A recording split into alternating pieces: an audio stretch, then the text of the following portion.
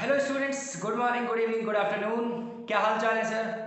बढ़िया, एकदम बढ़िया। आई होप कि आपकी पढ़ाई बहुत जोरों शोरों से चल रही है ना? जैसे थोड़ा सा ये सिस्टम चल रहा है ऐसे, ठीक है। चलिए सर, हम लोगों ने लास्ट क्लास में इंटीग्रेशन खत्म कर दिया था और इंटीग्रेशन के साथ साथ बेसिक्स ऑफ फिजिक्स खत्म कर दिया था। आज हमें पढ़ना है अपने सिलेबस का फर्स्ट टॉपिक, मतलब from today we are going to start our physics which is called physics. ठीक है, फिजिक्स को स्टार्ट कर रहे हैं यहाँ से। तो हमारा फर्स्ट टॉपिक है, सिलेबस का फर्स्ट टॉपिक है वेक्टर। क्या है? वेक्टर। ठीक है सर, वेक्टर क्या होता है क्या नहीं होता है थोड़ी देर में बात करेंगे, तब तक के लिए छोटी सी स्टोरी सुने। मान लो स्टार्ट कर दिए क्लास, ध्यान सबका बोर्ड पर होना चाहिए और कान मेरी आवाज पर। ठीक है, पेन कॉपी रख दो अभी थोड़ी देर के लिए, जब जरूरत पड़ेगी तब उठा लेना। देखो इधर बच्चे लोग, दो तरह की मेन क्वांटिटीज होती हैं हमारी फिजिक्स में। मतलब जो भी क्वांटिटीज हम पढ़ रहे हैं, लेंथ, एरिया, मास, वॉल्यूम, रेजिस्टेंस, जो भी हम पढ़ेंगे फिजिक्स में, वो बेसिकली दो पार्ट्स में डिवाइडेड होती है। थर्ड पार्ट होता है उसकी बात मत करो, अभी भूल जाओ, बाद में करेंगे। तो बेसिकली टू पार्ट्स में डिवाइडेड होती है। ठीक है, स्केलर और वेक्टर, जो भी फिजिकल क्वांटिटी होती है वो स्केलर और वेक्टर दो पार्ट्स में डिवाइडेड होती है। ठीक है, क्या होते हैं ये स्केलर और क्या होते हैं ये वेक्टर? तो इस चीज को जरा ध्यान से सुनना।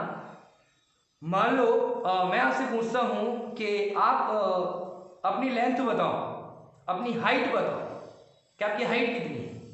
ठीक है, आपने मुझे आंसर दिया कि सर 5 फीट 10 इंच, 5 फीट और 8 इंच, 5 फीट और 6 इंच और 6 फीट। आपने मुझे आंसर दिया एक वैल्यू, आपने मुझे एक आंसर दिया एक फिक्स वैल्यू। ठीक है, जो भी आपकी हाइट है उसकी फिक्स वैल्यू आंसर दिया। आपने जब ये आंसर मुझे दिया तो आपने डायरेक्शन की बात नहीं की कि सर 6 फीट इधर नहीं, 6 फीट इधर नहीं, 6 फीट इधर। आपने बस इतना सा बोला कि 6 फीट, खत्म, आंसर खत्म। और इसके अलावा मुझे डायरेक्शन की रिक्वायरमेंट थी भी नहीं, वो आंसर सफिशिएंट था हाइट नाम की क्वांटिटी को एक्सप्लेन करने के लिए। बात समझ में आ रही है क्या? ठीक है, फॉर एग्जाम्पल दूसरा एग्जाम्पल सुनते हैं। मान लो मैंने किसी को 1000 रुपये उधार दिए, तो वो मुझे कितने रुपए वापस देगा? 1000 रुपये देगा, 1000 रुपीज देगा। ठीक है, किस डायरेक्शन में देगा? इधर देगा या टेबल के नीचे से देगा? करप्शन वाली तो बात ही नहीं हो रही ना, वहां नहीं देगा। ठीक, तो मतलब टोटली मुझे एक वैल्यू देगा, 1000 rupees I have borrowed from you, I am returning it now. ठीक है, तो वो बस वो 1000 रुपीज देगा मुझे, उसके अलावा कुछ नहीं। डायरेक्शन की तो मुझे जरूरत ही नहीं है। तो देखो हमारी फिजिक्स में ना कुछ क्वांटिटीज ऐसी हैं जो केवल वैल्यू से मतलब रखती हैं, उन्हें इससे मतलब नहीं है कि वो इधर है कि इधर है, डायरेक्शन है कि इधर है, नहीं, इससे मतलब ही नहीं है। बात समझ में आ रही है ना? है ना? तो कुछ क्वांटिटीज तो ऐसी हैं जिनको केवल वैल्यू से मतलब है, और ये जो वैल्यू होती है ना, हाउ मच इट इज, इसको बोलते हैं बच्चों क्वांटिटी का मैग्नीट्यूड। इस वैल्यू को क्या बोलते हैं? जितना उस क्वांटिटी की वैल्यू है ना, उसको बोलते हैं क्वांटिटी का मैग्नीट्यूड। क्या बोलते हैं? मैग्नीट्यूड। मतलब मैं आपसे बोलूं कितने रुपए मुझे वापस चाहिए, तो ये जो 1000 रुपीज है ना, ये इस रुपीज वाली क्वांटिटी का मैग्नीट्यूड है। मैंने आपसे पूछा आपकी हाइट कितनी है? 6 फीट। ये जो 6 था ना, ये आपकी हाइट का मैग्नीट्यूड था। बात समझ में आ रही है? जो वैल्यू होती है उसको मैग्नीट्यूड बोलते हैं। ठीक है, तो कुछ क्वांटिटीज तो ऐसी होती है जो केवल मैग्नीट्यूड से ही एक्सप्लेन हो जाती है, उनमें डायरेक्शन के इन्वॉल्वमेंट की जरूरत नहीं होती। बात समझ में आ रही है? ऐसी क्वांटिटीज को बोलते हैं बच्चा स्केलर क्वांटिटी। क्या बोलते हैं? Scalar quantity. बात समझ में आ गई क्या? अच्छा, अब दूसरी क्वांटिटी समझो। मैंने क्या किया, मैंने इस बोर्ड पर अब फोर्स लगाया। ठीक है ना? इस बोर्ड पर फोर्स लगाया। ठीक है, अब बच्चे फोर्स, कोई मुझसे पूछता है कि आप कितना फोर्स लगा रहे हो, मैंने आंसर दिया सर 5 न्यूटन।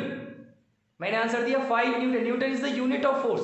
धीरे धीरे सारी चीजें हैबिट में आ जाएंगी। ठीक है, तो 5 न्यूटन। उन्होंने पूछा 5 न्यूटन तो ठीक है, लेकिन किधर सर, किधर की तरफ? आप इसको कंप्रेस कर रहे हो या इलोंगेट कर रहे हो? आप इसको पुश कर रहे हो या पुल कर रहे हो? किधर की तरफ फोर्स लगा रहे हो भाई?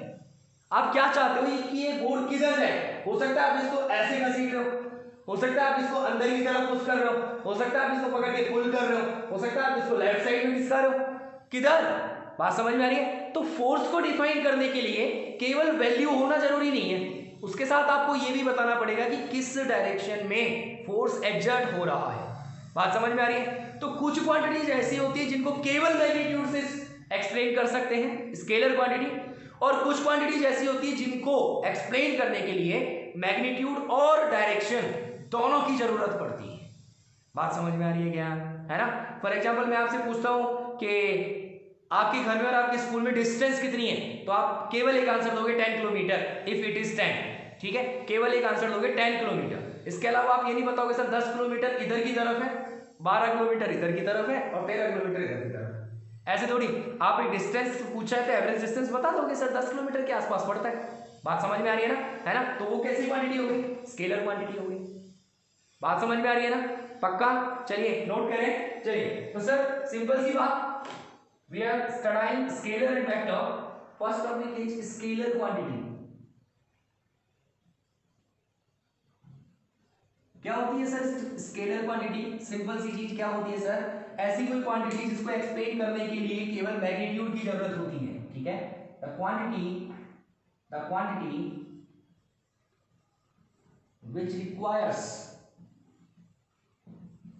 which requires only magnitude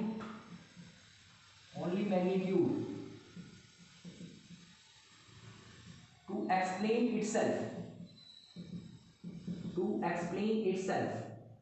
is called scalar quantity.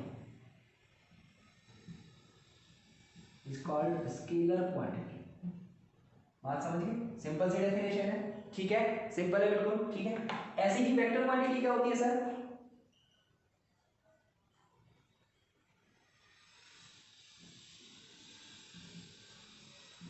Vector quantity क्या हो जाएगी? Vector quantity sir the quantity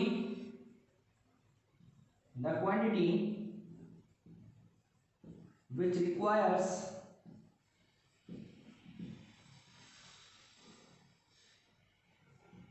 its magnitude and direction both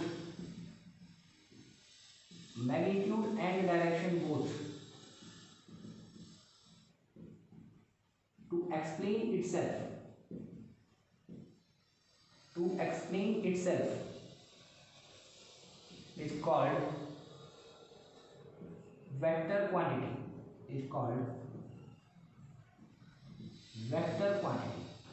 simple सी डेफिनेशन है सर, बिल्कुल आसानी से समझ में आ गई होगी। ऐसी क्वांटिटी जिसको डायरेक्शन की जरूरत नहीं है, केवल मैग्नीट्यूड से एक्सप्लेनेबल है, वो स्केलर होता है। और जिसको एक्सप्लेन करने के लिए मैग्नीट्यूड और डायरेक्शन दोनों चाहिए, वो वेक्टर होता है। क्लियर हो गई सब बात? एग्जांपल्स चाहिए तो स्केलर क्वांटिटी के examples, for examples you can note it down: distance, speed, mass, density, volume, work, energy, power etcetera. ये सारी की सारी चीजें कितनी होती हैं? स्केलर क्वांटिटीज होती हैं। ठीक है, वेक्टर क्वांटिटीज के एग्जांपल्स चाहिए तो सर डिस्प्लेसमेंट। अच्छा एक बात और, यहाँ पर जो भी टर्म आपको ऐसी लगे कि हमें समझ में नहीं आ रही है तो घबराना नहीं है, ये सारी टर्म्स हमें फिजिक्स में काम आएंगी।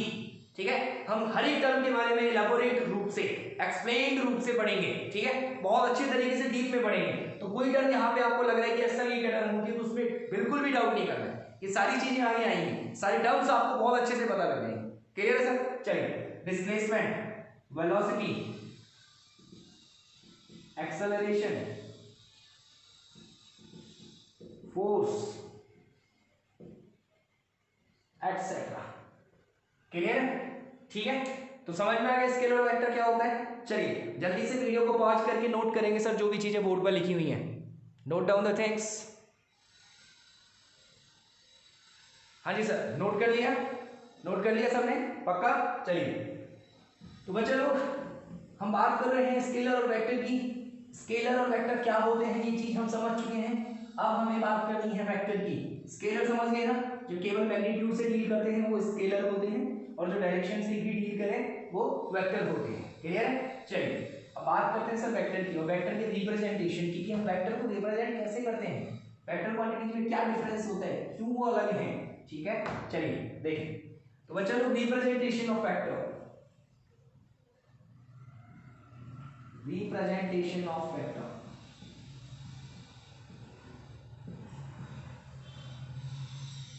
देखिए सर, पहली बात तो ये कि रिप्रेजेंटेशन जो होता है वेक्टर का, पहली बात तो ये, a vector can be written as, किसी भी वेक्टर को अगर नाम देना है, ठीक है, तो आप ऐसे लिख सकते हो, a vector can be written as letter, English का कोई भी लेटर और उसके ऊपर एरो, इंग्लिश का कोई भी लेटर और उसके ऊपर एरो, ठीक है। अब ये जरूरी नहीं है लेटर कैपिटल हो, ये स्मॉल लेटर भी हो सकता है, क्लियर। तो आपको बस इस चीज को पढ़ना कैसे है, आप इस चीज को पढ़ोगे ए वेक्टर, ये ए और ए के हेड पर जो एरो है ना, इस पूरे को आप रीड कैसे करोगे, प्रोनाउंस कैसे करोगे, ए वेक्टर, क्लियर है बात, ठीक है। नेक्स्ट बच्चों, इसको रिप्रेजेंट कैसे करते हैं ये बात देखें। A vector can be represented as a arrow, as an arrow, मतलब किसी एरो से, इस एरो से मैं किसी वेक्टर को शो कर सकता हूं, ठीक है।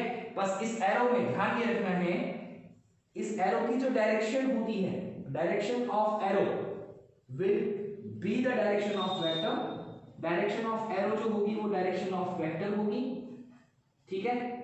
और length of arrow, length of arrow will represent the magnitude of vector, length जो होगी वो किस चीज को रिप्रेजेंट करेगी, मैग्नीट्यूड को रिप्रेजेंट करेगी। हाँ जी सर, बात समझ में आ गई है सबको। तो रिप्रेजेंट करने में पहला तरीका क्या कि लिखते कैसे हैं, कोई भी लेटर स्मॉल और कैपिटल कुछ भी हो सकता है, उसके ऊपर वेक्टर लगा दो, ठीक है, कोई भी लेटर उसके ऊपर वेक्टर लगा दो, क्लियर हो गई बात। उसको कैसे लिखेंगे, ए वेक्टर, क्लियर हो गई बात। अच्छा बच्चों, कोई भी वेक्टर जो होता है वो रिप्रेजेंट किया जा सकता है किसी एरो से, मान लो ये एरो ए वेक्टर है, इस एरो का नाम ए वेक्टर है, ठीक है। तो इस एरो की जो डायरेक्शन होती है, डायरेक्शन मतलब जिधर इसका एरो हेड है ना, जिसका हेड है, ठीक है, तो जिधर डायरेक्शन होती है उधर तो हम वेक्टर की डायरेक्शन मानते हैं, और इस वेक्टर की जो लेंथ होती है वो रिप्रेजेंट करती है मैग्नीट्यूड ऑफ वेक्टर को।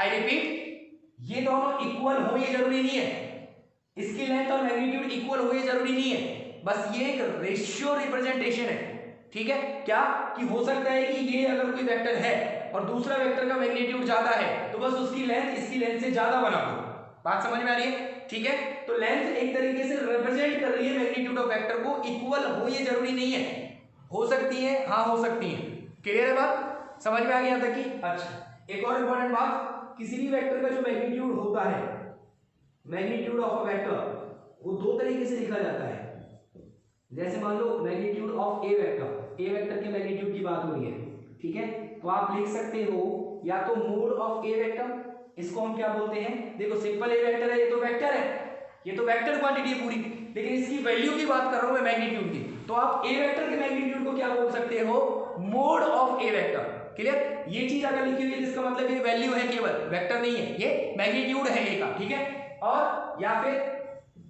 सिंपल ए, या फिर सिंपल ए, बात समझ में आ गई क्या, ठीक है। चलिए जल्दी से जो भी चीजें बोर्ड पर हैं वीडियो को पॉज करके नोट करें,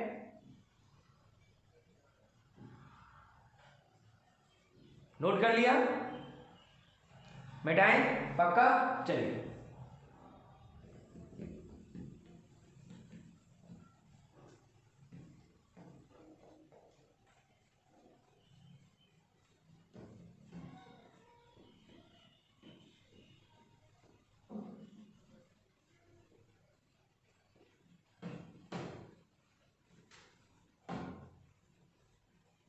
अब देखिए बच्चा लोग कि वेक्टर कितनी तरह से होते हैं, वेक्टर्स की टाइप्स क्या क्या है।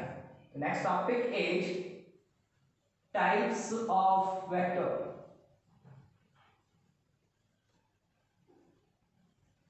ठीक है। मैं आपको कैटेगराइज करके टाइप्स ऑफ वेक्टर्स पढ़ा रहा हूं, कैटेगराइज करके, ठीक है, मतलब कुछ सिमिलर वेक्टर्स एक साथ आज के लेक्चर में, कल आगे ही कुछ और सिमिलर लेक्चर्स हो, सिमिलर वेक्टर्स हो जाएंगे, और फिर लास्ट में कुछ और सिमिलर वेक्टर्स हो जाएंगे, क्लियर। तो बस ध्यान से देखते जाना कि हर एक वेक्टर क्या क्या होता है, ठीक है। सबसे पहला वेक्टर बच्चों, सबसे पहला वेक्टर बच्चों इक्वल वेक्टर, सबसे पहला वेक्टर बच्चों इक्वल वेक्टर, देखें इक्वल वेक्टर्स, इक्वल वेक्टर क्या होते हैं, ठीक है, इक्वल वेक्टर्स, ठीक है। देखिए ध्यान से बच्चों, मैं बोल रहा हूं कि कोई भी दो वेक्टर्स इक्वल हैं या नहीं है, मैं बोल रहा हूं बिल्कुल एकदम एग्जैक्ट इक्वल है या नहीं है। तो अगर एग्जैक्ट इक्वल होना है तो दो वेक्टर। वेक्टर के पास दो चीजें होती हैं, डायरेक्शन और मैग्नीट्यूड। वेक्टर के पास दो चीजें होती हैं, डायरेक्शन और मैग्नीट्यूड। आप बोल रहे हो कि दो वेक्टर ऐसे हैं जो एग्जैक्टली इक्वल है, इक्वल वेक्टर्स है बिल्कुल, तो यार ऑब्वियस सी बात है कि उनकी डायरेक्शन भी सेम रही होगी और उनका मैग्नीट्यूड भी सेम रहा होगा, तभी तो वो एग्जैक्ट इक्वल हो गए। बात समझ में आ रही है ना, है ना, है ना, है ना। तो सिंपल सी डेफिनेशन सर इक्वल वेक्टर्स की क्या, if two vectors have if two vectors have same magnitude and same direction,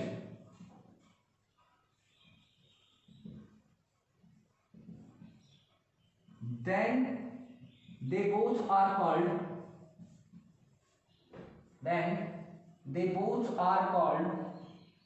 equal vectors।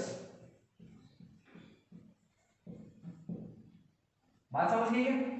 अगर कोई दो ऐसे वेक्टर्स हों जिनकी मैग्नीट्यूड और डायरेक्शन दोनों सेम हो, दोनों एग्जैक्टली सेम हो, तो हम बोलेंगे कि वो दोनों वेक्टर्स सेम हैं, इक्वल वेक्टर्स हैं, ठीक है। फॉर एग्जांपल मान लो मेरे पास में दो वेक्टर्स हैं, एक वेक्टर है इधर की तरफ इतना बड़ा a, एक और वेक्टर है बिल्कुल सेम इसी डायरेक्शन में और सेम लेंथ का। बच्चों डायरेक्शन दोनों एक ही तरफ है तो डायरेक्शन तो सेम हो गई, दोनों की लेंथ भी सेम कर दी मैंने। लेंथ किसको रिप्रेजेंट करती है, मैग्नीट्यूड को, तो इसका मतलब इनका मैग्नीट्यूड भी सेम हो गया। तो इसका मतलब क्या है सर कि a वेक्टर और b वेक्टर आपस में इक्वल है। बात समझ गए क्या, a वेक्टर और b वेक्टर आपस में इक्वल है। क्लियर हो गई सर बात। चलिए नेक्स्ट टाइप ऑफ वेक्टर देखते हैं sir, second vector unequal vector.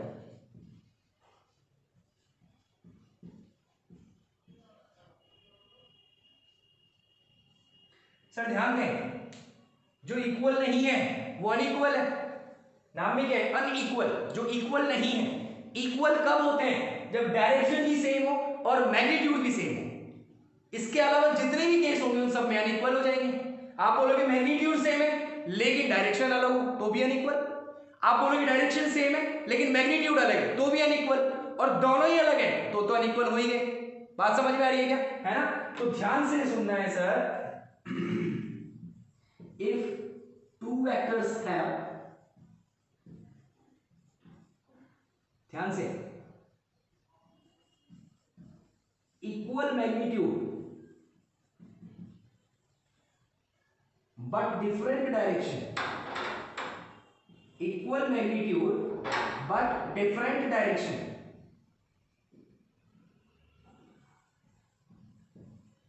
comma different magnitude and same direction,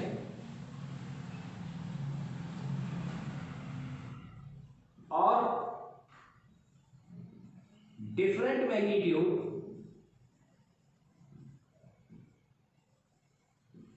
and different direction,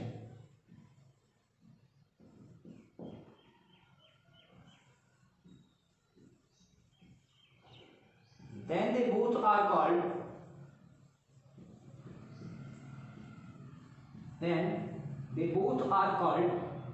unequal vectors, then they both are called unequal vectors।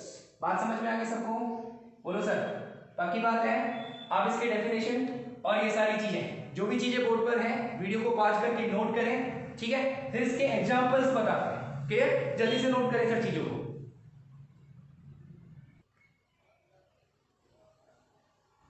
हाँ जी सर, नोट किया, मिटाएं, पक्का, देखें।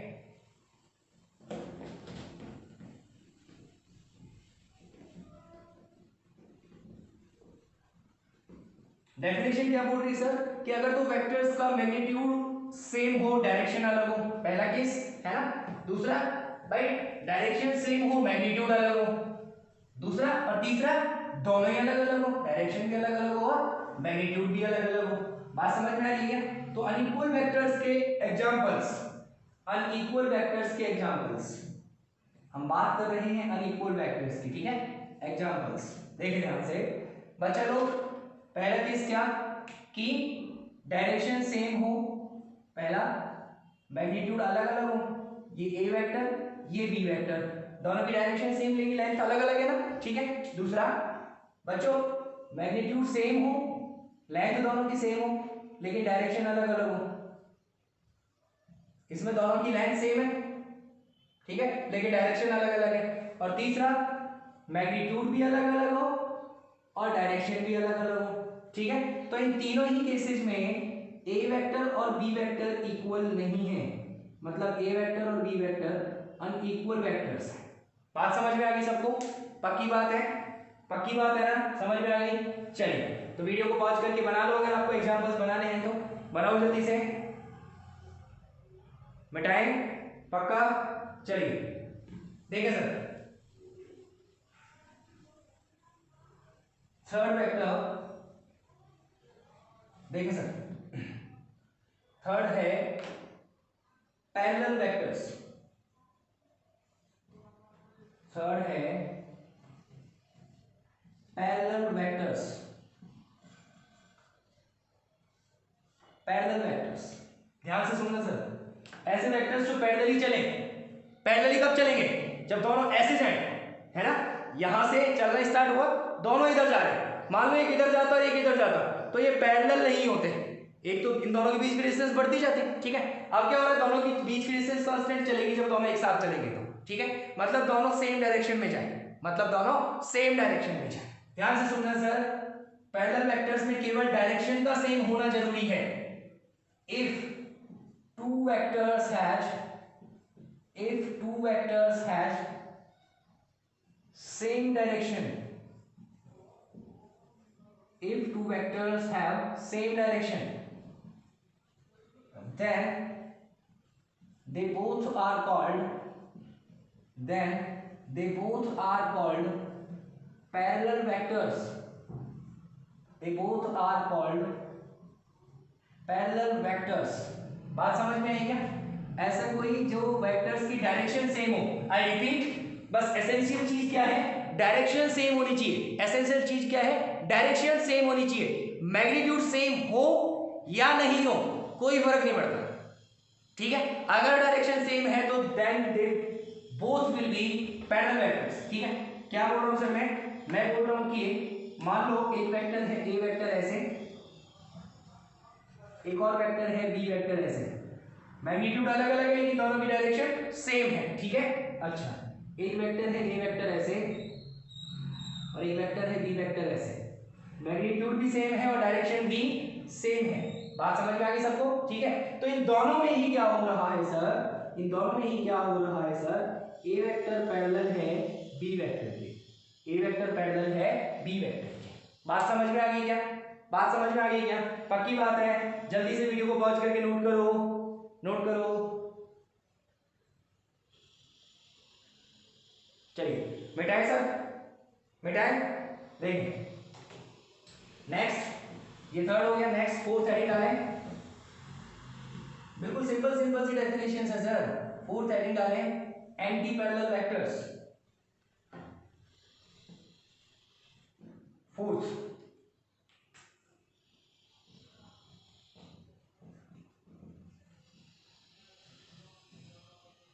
Anti parallel vectors, parallel vectors का उल्टा, उल्टा, इस बार मुझे डायरेक्शन सेम चाहिए थी, इस बार मुझे डायरेक्शन जस्ट उल्टा, सेम नहीं मत बोलना, सेम नहीं हो, नहीं एकदम उल्टी हो, अपोजिट, बिल्कुल उल्टा चाहिए। अगर दोनों इधर थे तो अब ऐसा नहीं होगा, अब दोनों एक दूसरे के अपोजिट होंगे, पहले दोनों सेम थे अब ऐसा नहीं होगा, अब दोनों एक दूसरे के अपोजिट होंगे, ठीक है। तो सर सिंपल सी डेफिनेशन क्या बन जाएगी, if two vectors have, if two vectors have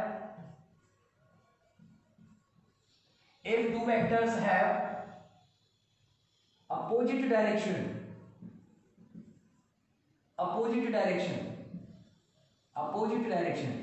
then they both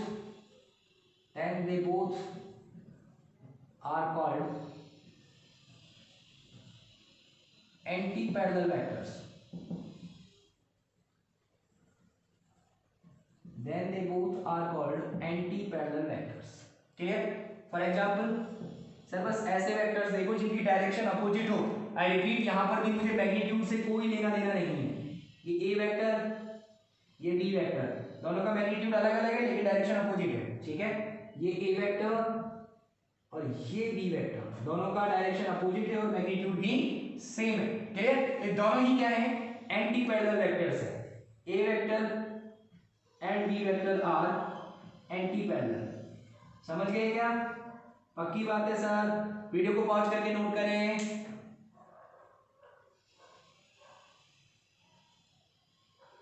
बेटाए, ठीक है, चलिए।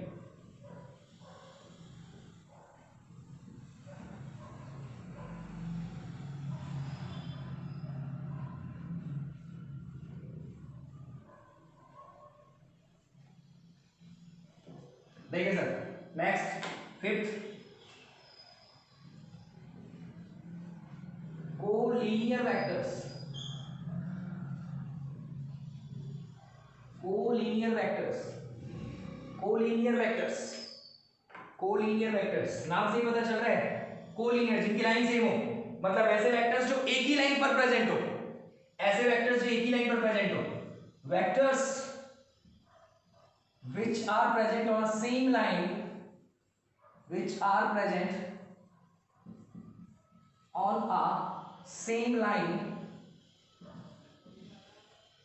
are called collinear vectors, collinear vectors, ठीक है। फॉर एग्जाम्पल मान लो मेरे पास लाइंस कुछ ऐसे हैं, एक लाइन हो गई ये और एक लाइन हो गई ये। अब सेम लाइन पर होने की कही है मैंने आपसे, डायरेक्शन की बात ही नहीं करी, मैग्नीट्यूड की बात ही नहीं करी, ठीक है। हो सकता है एक वेक्टर ये हो ए वेक्टर और हो सकता है एक वेक्टर ये हो बी वेक्टर, ठीक है। मैंने आपसे मैग्नीट्यूड और डायरेक्शन की तो बात ही नहीं की, हो सकता है दोनों सेम डायरेक्शन में हो, ठीक है, हो सकता है दोनों सेम डायरेक्शन में हो, मैग्नीट्यूड अलग अलग हो, सेम सेम हो, और हो सकता है कि अगर ए वेक्टर इधर है तो बी वेक्टर इधर हो, ठीक है। लेकिन है कौन, दोनों के दोनों किस पर, सेम लाइन पर, ये दोनों भी सेम लाइन पर है, ये दोनों भी सेम लाइन पर है, तो ये सारे वेक्टर्स कैसे हैं, कैसे हैं sir, A vector and B vector are collinear vector, collinear vectors. बात समझ गई क्या, समझ में आ गई? अगर सारे वेक्टर्स एक ही लाइन पर मौजूद हों तो उनको हम कोलिनियर वेक्टर्स बोलते हैं, क्लियर हो गई बात? चलिए next, number 6, coplanar vectors.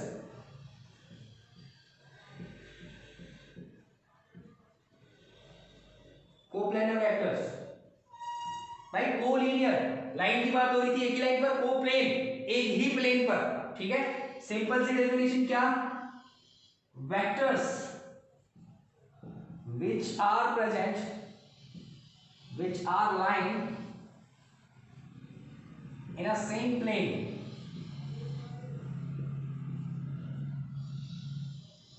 are called coplanar vectors, coplanar vectors। For example sir एक ही प्लेन में होने चाहिए, एक बात बताओ, एक बोर्ड एक प्लेन है क्या, पूरा एक सरफेस है क्या, है ना।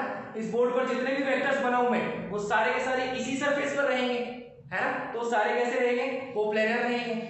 आप अपनी कॉपी में जितने भी वेक्टर्स बना रहे हो एक पेज पर वो सारे के सारे एक प्लेन में कोप्लेनर है। बात समझ में आ रही है क्या? तो एग्जांपल्स में क्या लिख सकता हूं sir, all vectors drawn on this board, all vectors drawn on this board, आप लिख सकते हो ऑन आर नोटबुक, ठीक है।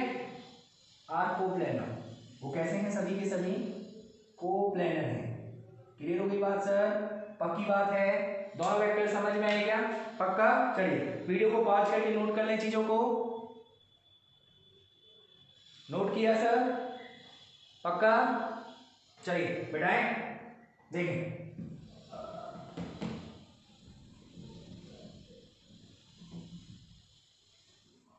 तो 6 नंबर ऑफ टाइप्स हम पढ़ चुके हैं सर, ठीक है। देखें,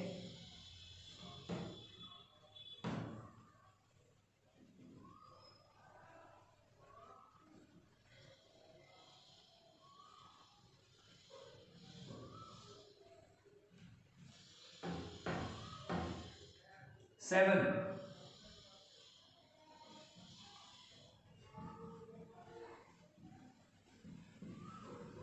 नेगेटिव और अपोजिट वेक्टर, नेगेटिव और अपोजिट वेक्टर। देखिए ध्यान से बच्चा लोग, एंटी पैरेलल वेक्टर पढ़ा था मैंने, और एंटी पैरेलल में क्या पढ़ा था, ऐसे दो वेक्टर्स जिनकी डायरेक्शन अपोजिट हो वो एंटी पैरेलल होते, मैग्नीट्यूड इक्वल हो चाहे ना हो कोई फर्क नहीं पड़ता। यहां पर सुनना ध्यान से, नाम में है अपोजिट, इसका मतलब डायरेक्शंस तो अपोजिट होंगी होंगी, ठीक है, लेकिन मैग्नीट्यूड को फिक्स कर दो, सेम रहना चाहिए, अब अलग अलग नहीं हो सकता। बात समझ में आई? मैग्नीट्यूड अलग अलग हुआ तो वो एंटी पैरेलल हो जाएंगे क्योंकि केवल डायरेक्शन अपोजिट है, ठीक है। अगर डायरेक्शन अपोजिट के साथ साथ मैग्नीट्यूड भी सेम हो जाए तो आप बोलोगे कि वो दोनों अपोजिट वेक्टर्स हैं या नेगेटिव वेक्टर्स हैं। बात क्लियर हुई क्या? मतलब मैं क्या कहना चाह रहा हूं आपसे, मैं ये कहना चाह रहा हूं sir, if two vectors have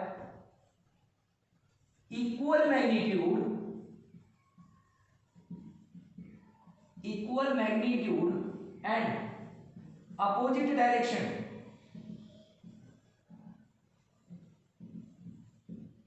then they both are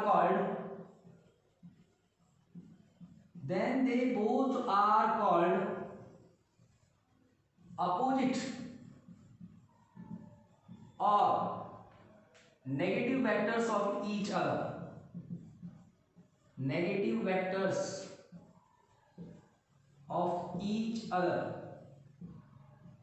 हाँ जी, एक दूसरे के क्या होते हैं, वो अपोजिट वेक्टर्स या नेगेटिव वेक्टर्स होते हैं। फॉर एग्जाम्पल मान लो कि ए वेक्टर है और मान लो ये सेम लेंथ बिल्कुल सेम है दोनों की, तो मैग्नीट्यूड सेम हो गया, डायरेक्शन एक दूसरे के अपोजिट हो गई, ठीक है। तो A vector equals to minus of B vector, negative vector है ना, मतलब बी वेक्टर को अपोजिट नेगेटिव ले लूं मैं, ठीक है, माइनस साइन लगा करके शो करते हैं नेगेटिव वेक्टर को, ठीक है। मतलब बच्चों जो माइनस साइन है ना, ये साइन कर क्या रहा है, ध्यान से देखिए इस चीज को, minus sign just reverses the direction of a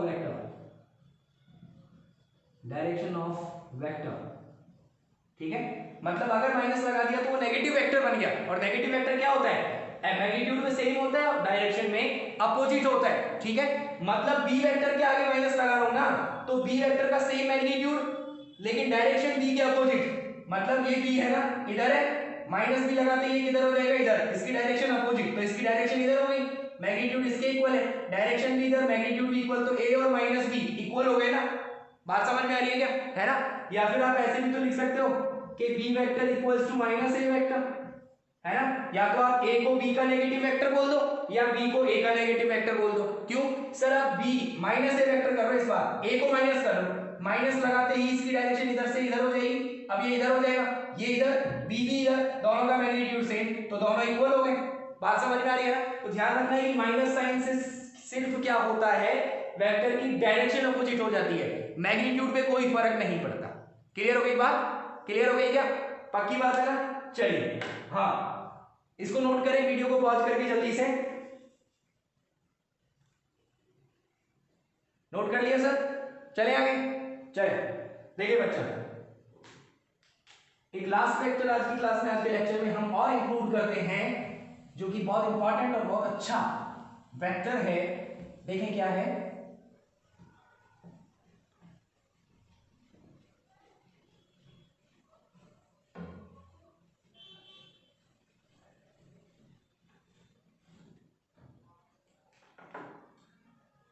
it's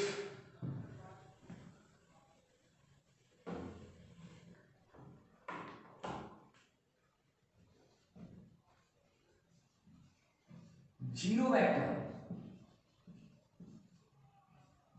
zero vector क्या होता है, जीरो वेक्टर, जीरो वेक्टर नाम से पता चल रहा है कि कुछ जीरो होना चाहिए, डायरेक्शन में जीरो हो नहीं सकती, तो मैग्नीट्यूड जीरो रहा होगा, ठीक है। तो सिंपल बिल्कुल कि ऐसा कोई वेक्टर जिसका मैग्नीट्यूड जीरो हो, the vector which has zero magnitude, vector which has zero magnitude is called zero vector. ठीक है, कभी कभी आप इसको नल वेक्टर भी बोल सकते हो, जीरो वेक्टर या नल वेक्टर। क्लियर? अब बच्चों को ध्यान से सुनना, इसके लिए जो इंपॉर्टेंट चीज है, जीरो वेक्टर के लिए जो इंपॉर्टेंट चीज है, ठीक है, वो ध्यान से सुनना। ठीक है, पहली बात तो ये कि आप ए वेक्टर इक्वल्स टू केवल जीरो मत लिखो, क्योंकि कभी भी वेक्टर वैल्यू के इक्वल नहीं होता, वेक्टर हमेशा वेक्टर के इक्वल होगा। ठीक है, तो ए वेक्टर इक्वल्स टू आप जीरो वेक्टर लिखो, तो जीरो वेक्टर कभी भी जीरो नहीं लिखा जाएगा, जीरो वेक्टर लिखा जाएगा। ये क्या है सर? ये जीरो वेक्टर है। क्लियर? एक बार पूछा गया था बुक में, क्वेश्चन आया था कहीं पे, तो A vector plus B vector plus C vector equals to zero हो रहा था, इन तीनों का रिजल्टेंट जीरो था, और ऑप्शंस थे ये, और एक ऑप्शन था A vector plus B vector plus C vector equals to zero vector. तो लोग बाग जल्दबाजी में इसे लगाए हैं। ठीक है, क्यों? उन्होंने क्या ध्यान नहीं दिया कि तीन वेक्टर्स का सम, एक वेक्टर आना चाहिए और यहाँ पर वैल्यू है। ठीक है, तो आप ये ध्यान रखोगे कि वेक्टर्स का सम अगर जीरो भी हो रहा है तो वो जीरो वेक्टर होगा, जीरो नहीं होगा। क्लियर हो गई बात? ठीक है, तो जीरो वेक्टर को आप जीरो नहीं लिखोगे, जीरो वेक्टर लिखोगे। क्लियर? चलिए अब बात करते हैं आगे की। बच्चों, जीरो वेक्टर का मैग्नीट्यूड क्या है? जीरो, मतलब कोई वैल्यू नहीं है ना, मतलब कोई ऐसा एरो भाई एरो से रिप्रेजेंट करते हैं ना, और एरो की लेंथ क्या बताती है? मैग्नीट्यूड बताती है ना, मतलब ऐसा एरो जिसकी लेंथ ही ना हो, ऐसा एरो जिसकी लेंथ ही ना हो, मतलब ये डॉट है ना। और बच्चों एरो का जो हेड होता है, एरो हेड होता है ये वाला, ये मुझे बताता है डायरेक्शन, ये मुझे बताता है वेक्टर की डायरेक्शन। बात समझ में आ रही है? तो बच्चों डॉट में तो एरो की लेंथ ही नहीं है, एरो की लेंथ नहीं है तो कौन सा टेल और कौन सा हेड? भाई एरो में ये टेल होता है, ये हेड होता है ना, तो कौन सी टेल और कौन सा हेड, मतलब एरो की डायरेक्शन का पता ही नहीं चलेगा कुछ। बात समझ में आ रही है? मुझे क्या पता कि इधर इंडिकेट कर रहा है, इधर कर रहा है, इधर कर रहा है, इधर कर रहा है, इधर कर रहा है, इधर कर रहा है, इधर कर रहा है, इधर कर रहा है, मुझे क्या पता किधर कर रहा है इंडिकेट। बात समझ में आ रही है? तो जीरो वेक्टर जिसका मैग्नीट्यूड जीरो है, उसकी डायरेक्शन फिक्स नहीं है, उसकी डायरेक्शन में डिटरमाइन नहीं कर पा रहा हूं। ठीक है, तो ऐसे तो मत बोलना कि जीरो वेक्टर की कोई डायरेक्शन होती नहीं है, ये तो गलत आंसर है, क्योंकि अगर वेक्टर है तो डायरेक्शन 100% होगी, 110% होगी। बात समझ में आ रही है क्या? है ना, तो वेक्टर को कभी भी वैल्यू से इक्वलेट मत करना कभी भी, और दूसरी बात कि जीरो वेक्टर की डायरेक्शन को जीरो मत सोचना। ठीक है, ध्यान रखना कि direction of zero vector, direction of zero vector, direction of zero vector is not determined, is not determined, ये डिटरमाइंड नहीं है, फिक्स नहीं है। ठीक है, it can be taken, it can be taken in any direction, in any direction, in any direction according to the suitability, according to suitability। बात समझिए क्या? तो direction of zero vector determined नहीं होती है, इसको आप अपनी सुटेबिलिटी के अकॉर्डिंग किसी भी डायरेक्शन में मान के चल सकते हैं। पॉइंट्स क्लियर हो गए क्या सारे? बाकी बात है, चलिए वीडियो को पॉज करके लास्ट टाइप ऑफ वेक्टर, अभी खत्म नहीं हुआ टाइप्स ऑफ वेक्टर, और बाकी है, लेकिन वो कैटेगरी अलग है, उसको कल पढ़ेंगे। नोट करें सर जल्दी से वीडियो को पॉज करके, note down the things, note कर लिया? पक्का? चलिए सर, तो आज की क्लास यहीं तक। आज हमने 8 टाइप्स ऑफ वेक्टर पढ़े हैं। आपको ये आठों के आठों मतलब टिप्स पे याद होने चाहिए। कभी भी आपसे पूछ लेना, कोई सोते हुए भी जगह की पूछे कि बताओ बेटा ये वेक्टर कौन सा होता है, आपको आंसर आना चाहिए। ये बहुत आसान चीज है बच्चों, फिजिक्स की सबसे आसान चीज है। ठीक है, तो आराम से, आई होप कि आपको सारी चीजें अच्छे से समझ में आई है। बाय नेम हम चीजों को पढ़ भी सकते हैं और समझ भी सकते हैं बहुत आसानी से। Clear sir? चलिए बाकी की बातें नेक्स्ट वीडियो लेक्चर में करते हैं, तब तक के लिए थैंक यू वेरी मच। मिलते हैं नए लेक्चर में नए कॉन्फिडेंस और नई एनर्जी के साथ। Thank you sir.